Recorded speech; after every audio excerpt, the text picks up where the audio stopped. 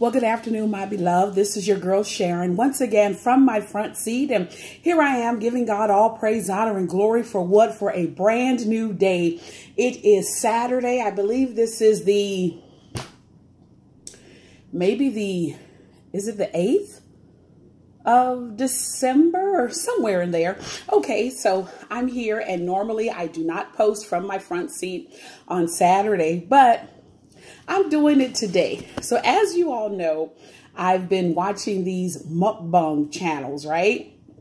And so I've been enjoying it, and I've been wanting to do one. I love seafood. I never thought such a thing existed, but it does, right? So I've been really waiting, like, okay, I got to wait till I get my money right and do this and do that. So a couple months back, I bought some shrimp at Stater Brothers Market, and it's been in the freezer. And then I was in Smart and Final, and I saw that they sold the green lip mussels. So I got in a bag, right? And then maybe a month ago or more, I was blessed with some fresh ears of corn. I shucked them, cleaned them, put them in the freezer. And so today I'm like, I want to do, a mukbang, right? So sorry, allergies, whatever, sinuses. So I did one a few months back. My first one, I was eating popcorn. That was the only thing I had in here that I could eat plentifully, that I had a plentiful. Anyway, so I did popcorn with butter, right? Then about a month later, I did popcorn with hot sauce. So I was going to do popcorn with barbecue sauce, but then I kind of forgot about it, but I do have popcorn. So I'm like, you know what? I'm just going to cook up this seafood here. And so here it goes. So I love mussels. And shout out to a childhood friend. She took me to Redondo Pier like in the 90s. And she bought some mussels, and I have been eating them ever since. But anyway, so see, I had some little bitty shrimp. And they're small. But I was like, what are you waiting for, girl? I mean, use what you got. And so, and Smart and Final. Oh my gosh, did I not turn thanks? 1 second. Father, I just bless and thank you for this time to break bread. Thank you for being Jehovah Jireh, my provider. I thank you that this food is nourishment for my body. I do remember those who are without. Lord God, I turn thee thanks in Jesus' name. I thank you for giving unto those who have not. Blessed we that have, that we might enjoy the gift of giving continually. In Jesus' name, amen. So Smart and Final, they have scallops, right? So I had gotten a bag of scallops, and they're all little tiny kind of things, Hey, you do what you can do. So what I did, I saw the mussels, and it said you can cook the whole bag in the water. So I'm thinking, you have seafood in your freezer. What are you waiting for? I guess I was waiting for like king crab money, but that don't be happening. So I said, well, I'm going to do what I need to do. Don't be saying it was in there a long time. You shouldn't be eating it. Hey, it's been frozen. So, anyway, so I'm finally doing it. And I really wanted to eat my corn. Oh, gosh. It's really sweet. And it is hot because I just took it out the stove. I did this first, and I just let it cook until everything else was done. So, and then I was thinking about tomorrow's sermon. You all know I live on Facebook, right? So, two of my friends had posted a scripture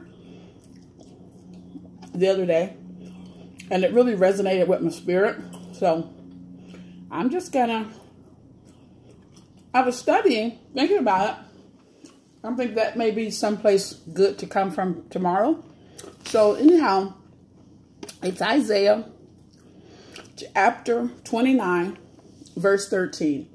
And I'm reading from the King James Version. And it says, "Wherefore the Lord said, for as much as this people draw near me with their mouth and with their lips do honor me, but have removed their heart far from me, and their fear toward me is taught by the precept of men." I also found scripture in Matthew as well. But what I've been studying here in Isaiah, we find that the prophet Isaiah, he has to get, the word to God's children that, first off, although you all can't see, you're blinded by your own selfishness, your own, this what I want because I'm going to do it. Does that not sound like us? I'm grown. I can do what I want to do. I have a job. I pay my own way. Nobody take care of me. Beloved, we have what we have only because of the mercies and the graces of Jesus Christ. That's it. Because if God moved his hand just a half an inch off of us, good God Almighty, we'd be in a mess. So here we find that the children of Israel, they're truly blinded. And we may in our lives find ourselves blinded. We see what we see. We want what we want. My mother used to always say, Sharon, people do what they want to do. People go where they want to go. People, I remember she had coworkers and they would say, oh, Bonnie, you all go on vacation every year. How do you afford that with all those children? And my mother said, well, we save so we can take our family on vacation in the summer. She said, you all can do it. You do what you want to do. And she always told me that. So what I did, I melted some butter and minced garlic.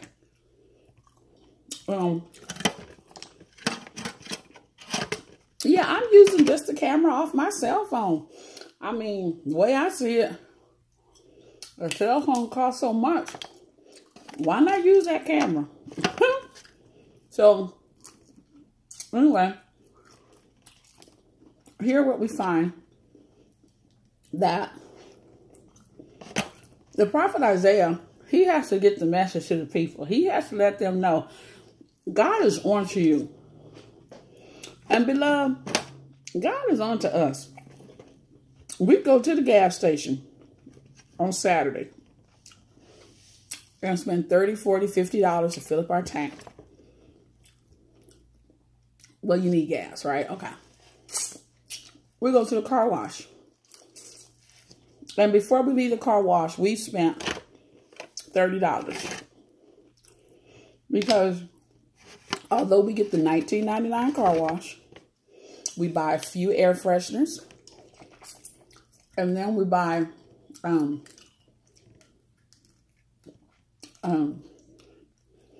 potato chips and a soda while we're waiting. And if you take other people with us, we have to get them potato chips and soda. And then we tip the man who vacuums. And then we tip the man who dries off. Because we big time, we got it like that, right? And then it comes out, by the time we leave, we spent sometimes $30, $40 at the car wash to make sure our car is clean for the Lord's day, right? And then we go to church and we put $3 in the collection plate. As if God did not see us the day before spending all that money at the car wash. And then we act like God is blind and he can't see. Beloved, God is on to us. I'm not going to say on to you. I'm going to say on to us. Because we in this thing together. We down here together. And every day we're growing. We're learning. And we're striving.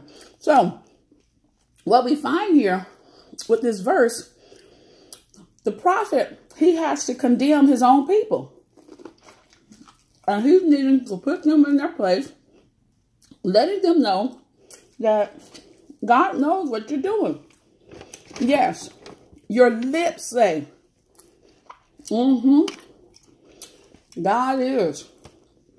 Why? Because the Pharisees, what did my friends say? The Pharisees, the Sadducees, and them who couldn't see, like stand in the marketplace. And you're all big, bad, and bold. Got your big robes on. I'm not talking about people who preach on the corner. I'm not talking about people who wear robes, right? I preach on the corner. And sometimes I wear robes. What I'm saying is, the prophet Isaiah has to let the children of Israel know, you're doing all of these things. Your lips are saying the right things. Your actions are even saying the right thing. However, all of that is for man. God sees what? He sees the heart, y'all. And so when we look at the scripture here, the prophet has to let his own people know that, you know, you're doing this with your mouth, you're doing it with your lips, but your heart. Y'all remember that song, If Your Heart Wasn't In It, Why Didn't You Tell Me So? Because if your heart wasn't in it, I'd have gone long ago. So we find oftentimes we simply go through the motions. Excuse me. And beloved, when we go through the motions, God is not pleased with that. Because when you look at the heart, going through the motions might throw me off, but it doesn't throw God off. So he says here, and with their lips do honor me, but have removed their heart far from me. The heart is not in it. And my love, what we've got to do, we've got to reverence God. We've got to fear God. And some are saying, fear? What you mean fear? I don't fear nobody. Fearing God? I'm not talking about how you would fear, you know, someone lurking in the darkness. But to have a respect for the Lord. To reverence God. To honor God for who God is. And not for the stuff that he does. Not for the stuff that he's done. But because he's God. And that's what we've got to learn to do. So, here's what the prophet is saying. You're trying to do this thing intellectually. You're trying to worship and serve God all sophisticated, uppity-like. And it's okay if you're sophisticated. Sophisticated lady. She's a different lady. So it's okay if you're sophisticated. And it's okay if you're uppity. And it's okay if you are intellectual. However, you can't come to God with all of that. Because God sees your heart. Now, if you're sophisticated and uppity and intellectual and still humble in heart, God is right there with you. The whole often we come to God, we're not right in our heart. And God is like, you can miss me with all that because he sees the heart. And so this is what the prophet Isaiah has to let the people know. You know, you trying all this intellectual stuff as you're being taught by who? By men. Talk about Phariseeism. You're trying to come at God in a way that you don't have to. All you have to do is just come to God. Just as you are. Y'all remember the song from the Billy Graham Crusades? Just as I am, without one plea. That's how God wants us to come. He wants us to come just as we are. He don't need us to come all fancy like. And if you fancy, that's going to be fancy. But just know, God sees the heart. And so when we want to truly worship God, we have to know that true worship, the Bible lets us know, it begins again with the way in which we honor and the way in which we respect the Lord See, I got butter down here on the bottom. I melted some butter too. And, so we have to come to God real, and we have to honor God. And as we honor the Lord, our hearts are in it. And then God, he can work with us. So we're going to study this. Y'all saying, I hope she ain't preaching that tomorrow. But she sure left a lot out. Well, I'm just trying to share some of it with you. But we have got to learn to reverence God. And not only reverence God, but reverence God's word. Because see, God's word is life. And God's word, God speaks to us through his word. Spend time with God. Spend time in his word. Well, some people say, I talk to God, but I don't know if God hears me. I don't know if he's answering. How do I know? Spend time with him. That's all. And when you show everything goes out and stay in the word of God, then you'll find that you'll come to know God's voice. I mean, you know, because he's going to speak to you through his word, and you're going to hear him because your spirit is going to line up. Now, some of y'all, you're going to hear him audibly. You're going to be like, what the what? Others, he's going to speak to you in that still small voice. All you got to do is just listen to him. But in order to know his voice, beloved, we must spend time with him. So, I'm going to let you all go. But I have corn, and I have scallops, little baby scallops, but hey, I got what I could get. Oh, I went back to work. Oh, I told you because I did from my front seat the other day. So, but I'm going to finish my corn, my green little mussels. And they said the shrimp was large, but I guess it was large for what they sell in the store in the bag. And, oh,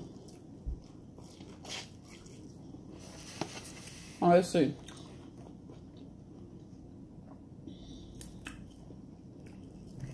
Oh, so I was reading what the commentator writes, right? Well, the commentator said, since the intellectual people,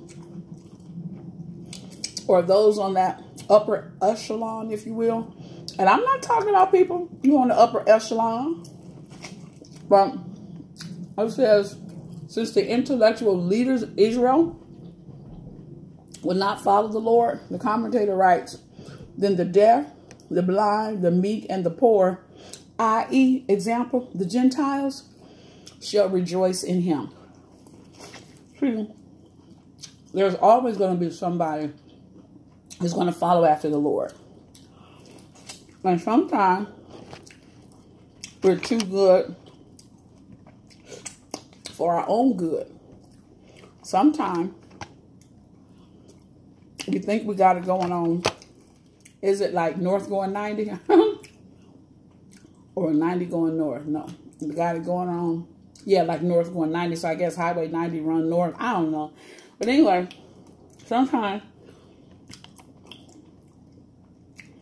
what he's saying here is, since the intellectual leaders would not get on board and would not do right. Oh, look at all that garlic. That those that are poor, blind, deaf, weak, lonely, sad, depressed, afraid, they'll rejoice in him. Because God has come for those who are sick. Now, if you're not sick, he didn't come for you. Or if you're sick, somebody said, but he came for everybody. But if you live in a such, like you don't need a savior, and you don't want a savior, then I guess that's how you live your life. Like, you don't need a savior. But quiet as it's kept, the day will come where all will come to know and realize, yes, I too need a savior. So those, excuse me, the poor, the lonely, only the lonely, wasn't that song? Said that we'll rejoice in him. And isn't it a beautiful thing to rejoice in the Lord, rejoice with the Lord? Because if you're blind, God is able to give you sight. And if you used to have sight, but you don't any longer, God is able to restore your sight. Not only does God do the miracles